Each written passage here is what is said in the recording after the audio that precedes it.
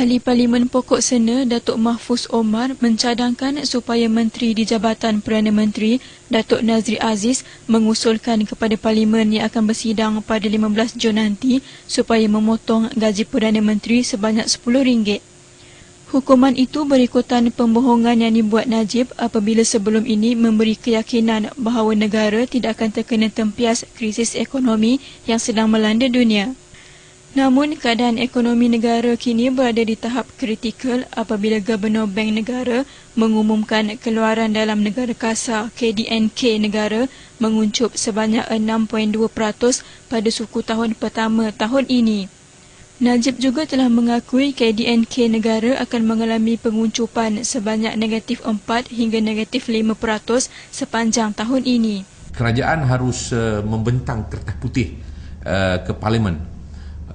Dalam sidang Parlimen pada 15 hari bulan ini, saya minta kerajaan harus membentang kertas putih tentang kedudukan ekonomi di dalam negara kita, dan seterusnya kertas putih itu harus memperjelaskan tentang bagaimana bentuk tindakan-tindakan dan langkah-langkah yang telah diambil oleh kerajaan sebelum ini dengan berbagai-bagai pakej rangsangan yang telah dibuat oleh pihak kerajaan,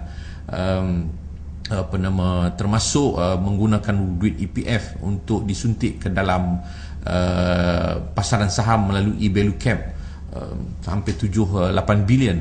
Kemudian pakej rangsangan yang pertama, kemudian pakej rangsangan yang kedua 60 bilion. Kita nak lihat apakah keberkesanan pakej-pakej tersebut. Tegasnya, satu gambaran yang jelas dan pembahasan lanjut di Dewan Rakyat perlu bagi mendengar dan mencari langkah terbaik menangani krisis ini. Kita nak perbahasan yang lebih detail, yang lebih konkret, yang lebih fokus kepada persoalan penyelesaian terhadap krisis ekonomi ini.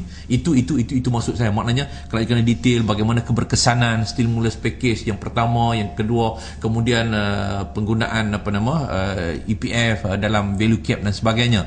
Jadi ini yang saya maksudkan. Kalau sekadar dipapar dalam website, dalam akhbar, itu tidak memberikan apa-apa kesan. Jadi sebab itu saya perlu ada satu agenda, iaitu pembentangan kertas putih dan perbincangan 2 hari, 3 hari kita bincang. Kita juga bersedia untuk memberikan input. Sebab saya lihat bahawa masalah kita sekarang ni ialah kerajaan tidak open, tidak terbuka untuk mendengar pendapat dan pandangan orang lain. Kalau dia dengar pendapat dan pandangan orang lain, saya percaya bahawa kita tidak berada dalam keadaan yang kritikal seperti yang ada sekarang. Mengulas saranan timbalan Perdana Menteri Tan Sri Muhyiddin Yassin agar kaki tangan awam memfokuskan pemulihan ekonomi, Mahfuz berpandangan begini. Bagi saya bahawa kerajaan tidak boleh hanya mengharap kepada kaki tangan awam untuk tumpu selesai isu-isu ekonomi, tapi kerajaan sendiri harus ada plan action yang menyeluruh untuk merangka apa plan strategik dalam menghadapi krisis ekonomi yang makin buruk yang sedang dihadapi oleh negara kita pada hari ini. Sebelum ini, Institut Kajian Ekonomi Malaysia MIER menjangkakan ekonomi negara akan mengalami kemelesetan teknikal, namun jangkaan itu juga meleset.